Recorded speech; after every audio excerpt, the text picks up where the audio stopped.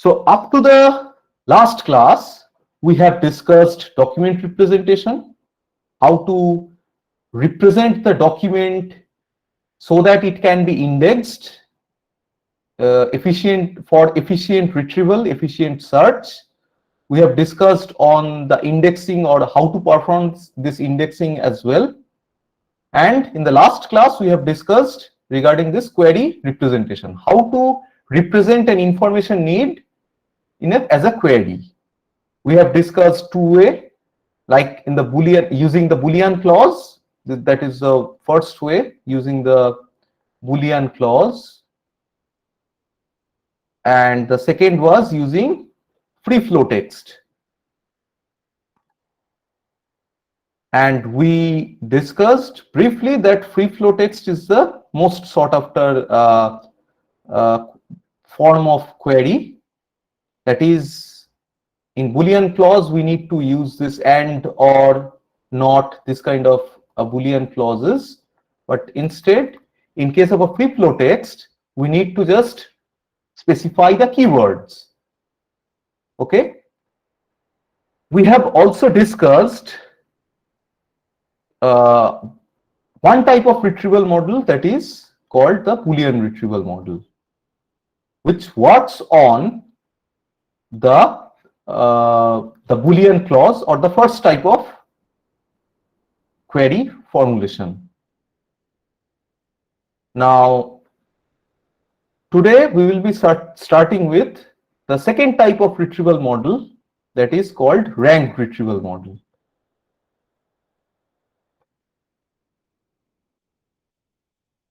So what is this retrieval task is all about? So given a corpus, which is basically a set of documents, a D1, D2, D3 up to say DM, and a query having say multiple terms, the retrieval task is, the retrieval model should be giving us or producing some output which will be a set of documents relevant to the query queue that is given. So from this set of from this set of documents, select all those documents which are relevant to this query queue. And broadly, there are two retrieval models. One is boolean retrieval and another is ranked retrieval. Very broadly, we can make this kind of a classification. We have discussed about boolean retrieval earlier. Today we'll be starting with ranked retrieval. But before that, let's have a brief discussion on the boolean retrieval, just to have a recap. So in the boolean retrieval, what we have done is, first of all, we have either made a term document incidence matrix or an inverted index that we have discussed, where essentially there will be a term and the list of documents where that term is occurring, and based on multiple term queries, we need to actually perform a merging of these two posting lists. They are basically posting lists. And for the boolean retrieval, the query will be specified by some boolean constraints or boolean clause like and, or, and not, or not, or something like that. Now, the main limitation of this boolean retrieval model is a document will either match the entire boolean constraint or not match the entire boolean constraint. Basically, there will be just a match or a not match scenario. That is, if we consider match as 1 and no match as 0, it will just be a boolean decision to make. Either true, that is match, or false, that is not match. That's why it is actually called boolean retrieval model. Now, this is actually good for expert user. Why? Because we need to form a query using this clause in order to perform the retrieval. And in order to get the relevant document out of the collection, we need to form a very precise query. In other words, we need to form a very precise Boolean constraint so that only the relevant documents are being retrieved. So in order to make a very precise Boolean query, we need to actually understand, or we need to have some idea about the collection as well, like what are the documents that are being stored in the collection, how the terms are distributed in the documents, and so on. We also need to transform the information need very efficiently into a query, into a Boolean clause. Then only we'll be able to perform a very precise search. That is only possible if it is an expert user. But as you can understand, generally it's not possible. Considering the World Wide Web, which is containing almost everything and anything in the world, it's not actually possible to know the collection, because in case of the World Wide Web, the collection is basically the entire, you can say, the universe of web pages, the union of web pages. And there are it contains articles from, ranging from movie descriptions up to, say, some criminal report, including some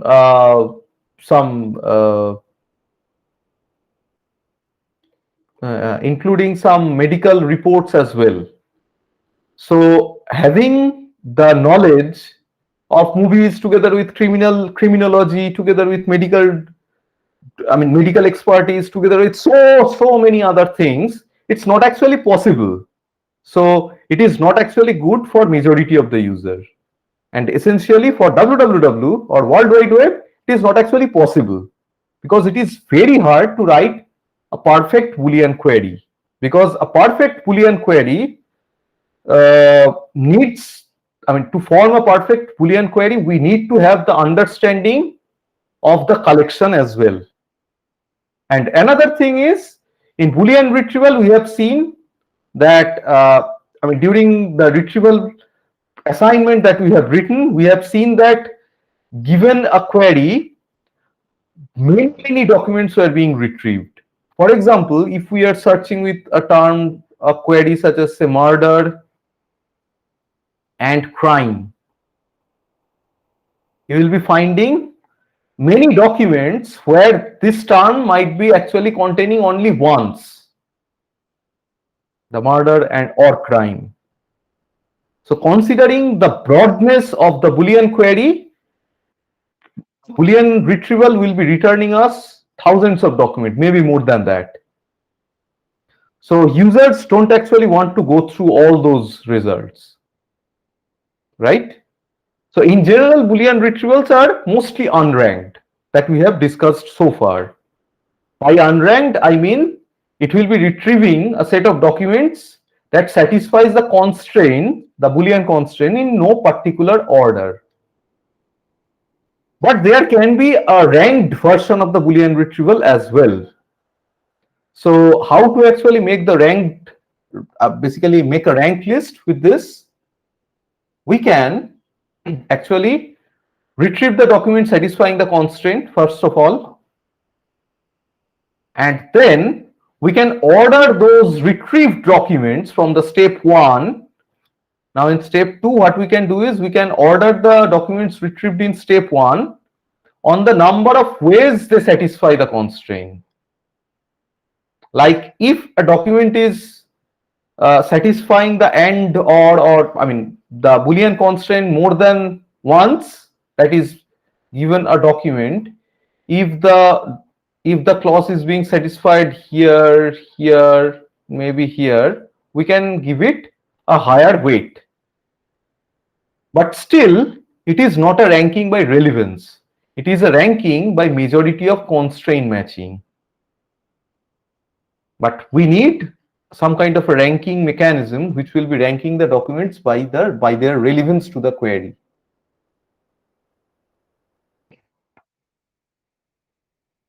So let's look at the advantage and disadvantage briefly of the Boolean retrieval. The advantage is it is easy if we know the systems very well, and it is easy from the system's point of view as well. If we know the collection that is being stored, we can actually we will be able to form a very good query. And it might not actually be easy always, but given a fairly sized or a small sized document, it can be easy. But it will be always easy from the system's point of view in which we are actually performing the search. There will be also a transparency, that is, it's easy to understand why certain documents are retrieved or certain documents are not retrieved. And we can also perform some controlling mechanism based on which we can select very few results or many results. So as we have discussed, if we need a too specific set of results, we need to provide many ands in the constraint. And if we need to be if we want the query to be very broad, that is, if we want, in case we need a set of many results, then we should be applying many ors instead of ands. These are the advantages, but together with that there are disadvantages which are actually downweighting the advantages. The main disadvantage is the burden of forming this query is given to the user. As we know, considering the World Wide Web, it's not possible to have a proper knowledge of the collection. And we need to rank the documents by the relevance, not by the majority of matching constraints. Now, what is this relevance that I am talking about?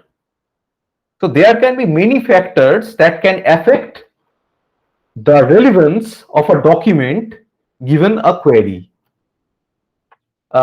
such as topicality of the document, freshness of the document, maybe how new the document is. If a document is pretty new, then there is a possibility that it is more relevant. The authority, whether the document is coming from a fake source or a trusted source. Formatting, whether the document is well formatted to be viewed by the user. Reading level, whether the document is actually written from the point of view of an expert or basically an amateur. Depending on the user, if the user is an expert, then an amateurish document can be non-relevant or less relevant as compared to an expertly written document. In case the user is basically an amateur reader, a simple reader, in that case, an amateurish writing should be more relevant than an expert-based writing, and so on. These are again based on the discretion of the user. Now, what is this topical relevance? The topical relevance is when the document that is under consideration is on the same topic as the query. So this is the majority majority of concern that will be taken care of.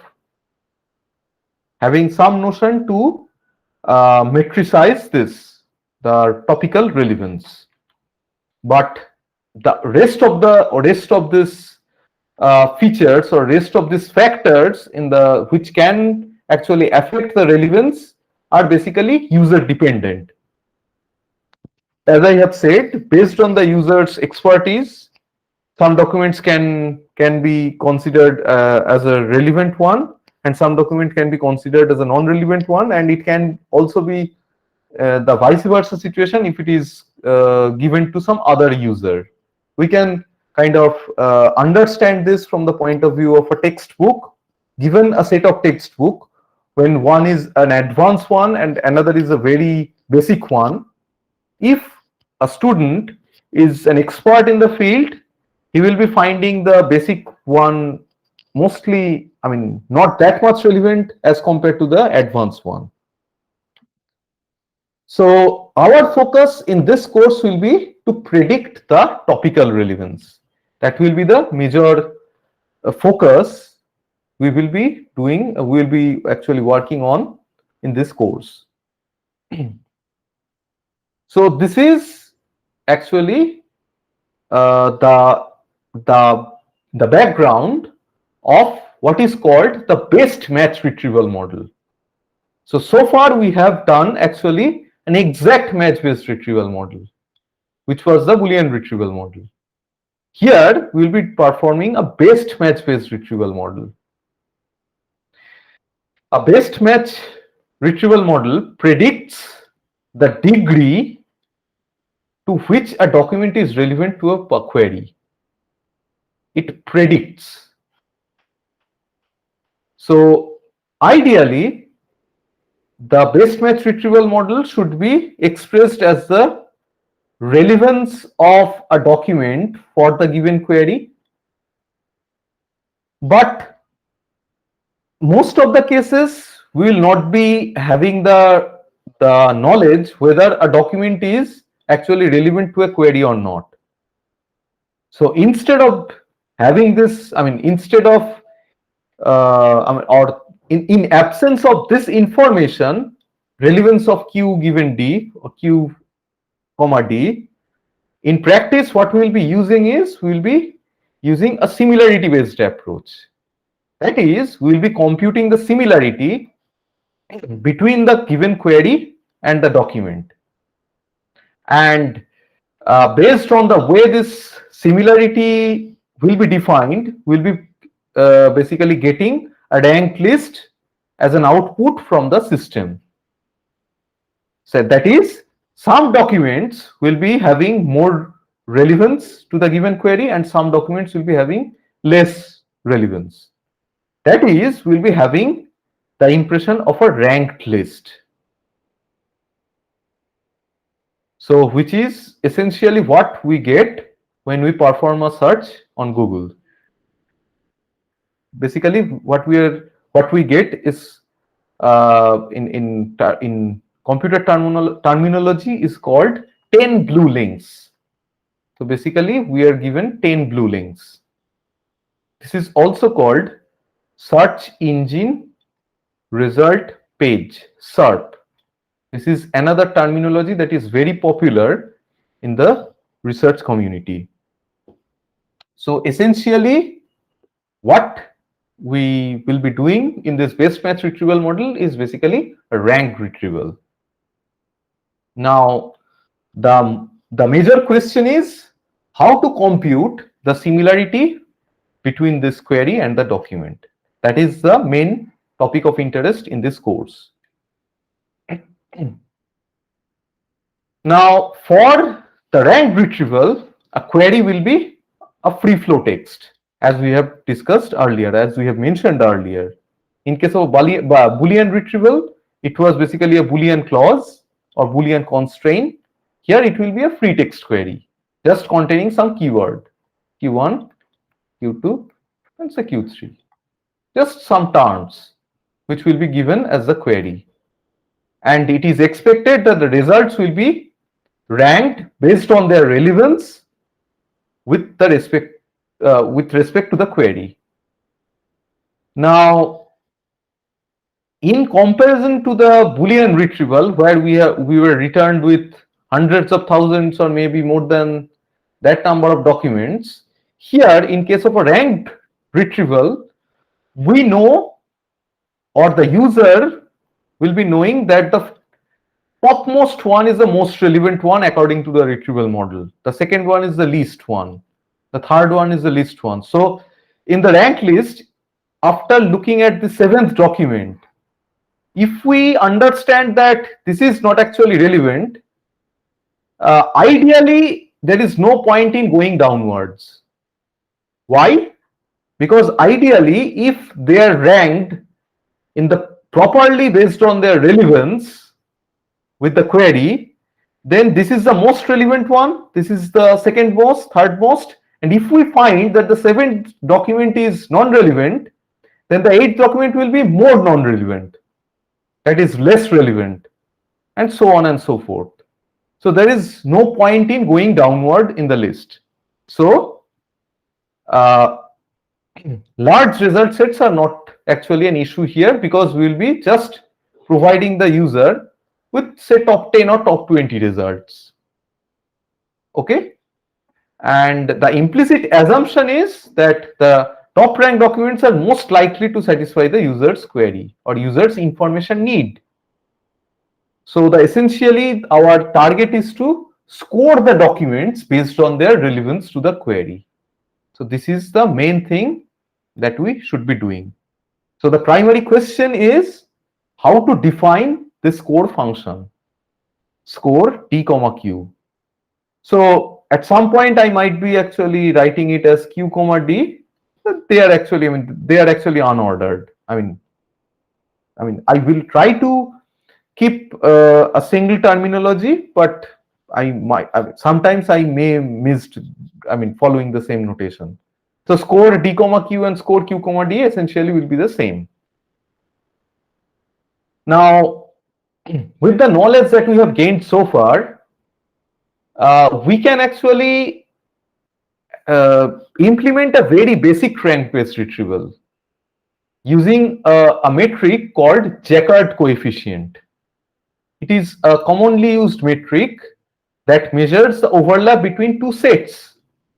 If A and B are two sets, then if we want to perform their overlap, so if A is a set and B is a set, if we, one way of computing their overlap is basically considering this intersection.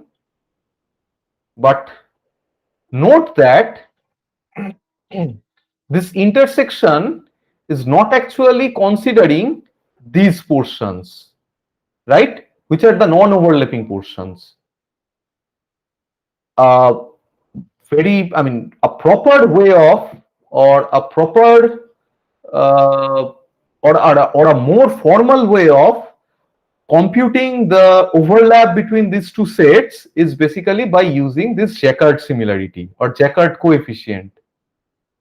Okay, and this Jaccard coefficient is defined as Jaccard coefficient between the set A and B is basically the size of its intersection by the size of its union, right?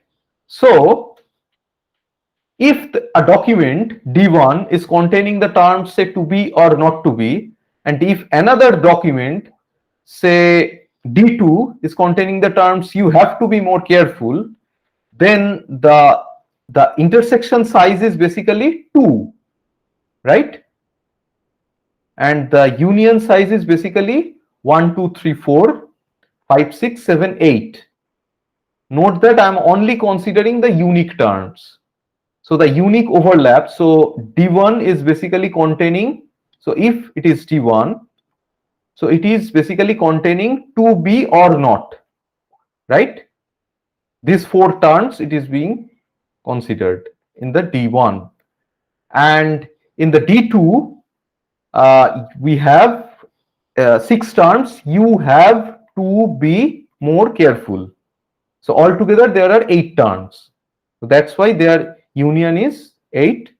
So their Jaccard coefficient will be essentially 2 by 8. In another example, if D1 is say John plays football, he also sings with guitar, and D2 is Kate sings and plays violin and guitar, the overlap is basically these terms highlighted here, basically 3. And the union is basically 1, 2, 3, 4, 5, 6, 7, 8, and then 9, 10, 11. This is already covered, and is already covered, sings is already covered, Kate is 12. So it will be basically 3 by 12. This is the Jaccard between these two documents. Now, in case of a retrieval, how can we use this Jaccard coefficient? So essentially, all the documents in the collection will be considered as a bag of words individually. So in the collection, it will be just considered as the individual bag of words. So this is the entire collection, let's say, and there are, say, 5 documents. The given query, which will also be considered as a bag of words. And what we will be doing is, we have discussed this earlier, we will be performing the overlap, or we will be checking for the overlap between these two sets. Terms in the document for individual document. Note that for individual document, we need to assign some weights. We need to assign some scores, right? So if there are 5 documents, 1, 2, 3, 4, and 5, we need to assign some score. Document 1 for the query, document 2 for the query, and up to document 5 for the query, right? We need to get some score. And that is for individual documents. For each of the document, what we need to do is we need to perform this overlap. We need to check this overlap, and based on that, we can actually perform the Jaccard coefficient. So more formally, for each document D in the collection C, what we will be doing is the score of the document for the query Q will be the Jaccard between D and Q. Okay. So what are the drawbacks of this Jaccard coefficient? So it is not actually considering how many times a term is occurring in the document. Essentially, it is not considering the term frequency. And another important drawback is, or limitation is, it treats all the terms as equally important in the document. But from our knowledge, our basic understanding, we know that all the terms are not equally important. There will be some document or some terms having more importance, some terms having less importance. Formally, we can say that rare terms are more important and frequent terms are less important, because frequent terms are occurring in almost all documents, right? And rare terms are more important. For example, if a query is like this, IISER admission procedure, we know IISER is a very important term in this query, right? It should be there. It should be there with high importance. And note that if we consider a simple, snapshot of the World Wide Web, a fraction of documents will be containing this IISER term, right? Because World Wide Web is containing almost everything and anything in the world. And IISER is just, it's not, it's less than 0.00001% document. So it will be a very rare term. That's why it is very important. Now, admission and procedure. Now, admission can be associated with so many other topics, like admission into hospital, admission into, say, IIT, admission into, say, University of Massachusetts. Admission can be associated with so many things, and procedure can also be, what is the procedure to make water from hydrogen and oxygen? It can also be a document, right? It can be. So procedure can be associated with so many different things. Now, for this query, if I reform the query into just IISER admission, it will be a similar, it will be having the similar information need, right? So in this query, IISER is very important, definitely.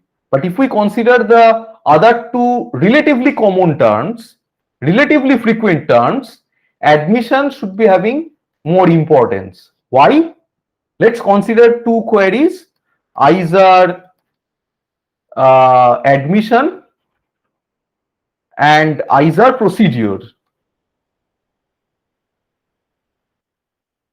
So we can understand that the first query is actually the correct one, or it is actually containing the correct information need, not the second one. So another missing thing in this Jaccard coefficient is the missing of length normalization factor. What is this? So let's say there are two documents, D1 and D2. The length of D1 is 3, length of D2 is 1,000, and the query is Q1, Q2, Q3. Now, in case if we are using the Jaccard coefficient, the score of D1 for the query Q, if let's say the content of D1 is basically Q1, Q2, Q3, then it will be essentially 1 by 1, right? Which is basically specifying that it is an ideal match. But note that a document containing only the query terms, nothing else, is not actually relevant. But as compared to that, if we perform or if we check the score of the second document, it is essentially 3 by 3, that is 1 by 1, that is 1. And if there is a match, then also it will be 3 by 1,000, which is very less than 1, very much less than 1. Right? So just to give you another thing, another knowledge, information here, that Jacquard of the same set, Jacquard between the same set will be 1. You can understand that. And Jacquard between two completely different sets, say A and the A prime or A naught or complement of A will be 0. Okay, so this is if A prime or A naught is basically the complement of A. So this is the drawback. These are the drawbacks of Jaccard coefficient based rank retrieval. So here how we are actually getting the ranked thing or the scoring, different scoring, you can see for these two documents will be the first D1 is scored as 1, and for the D2 it is basically scored as 0.0003 or 0.003, I guess 0.003. Okay, but it is 1, so we have certain ordering. Now, really, are all the terms equally important? Let's consider another scenario. Assume we have 5 documents in a collection. Here, the different colored balls are different terms, let's say. Now, let's say we are given this query, red, blue, green. So, which is the most relevant document?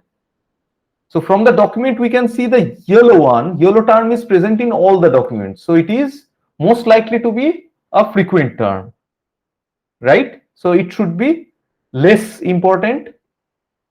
Green is present in 3 documents and red is also present in 3 documents. So, which is the most relevant document here? So, I guess you will be choosing either this or this, because all the 3 query terms are present in these 2 documents. So, either it will be D4 or D5. Which is the least relevant document? We can say this is the least relevant document. Why? Because it is containing only 1 query term, right? So it is basically D2. So from here we can understand the presence of presence of yellow is not actually important. So what we need is essentially a factor for the term importance. Okay. All right. So in today's class, we have started the discussion on rank retrieval. We have stated the Jaccard similarity together with its limitation. So the next thing in agenda will be to define the notion of term importance, where we are ending the discussion for today. Then we will be discussing a TF-IDF term weighting, and using the TF-IDF term weighting, we will be defining 2 retrieval models. First is called vector space model and another is called BM25 model. Thank you. Any question?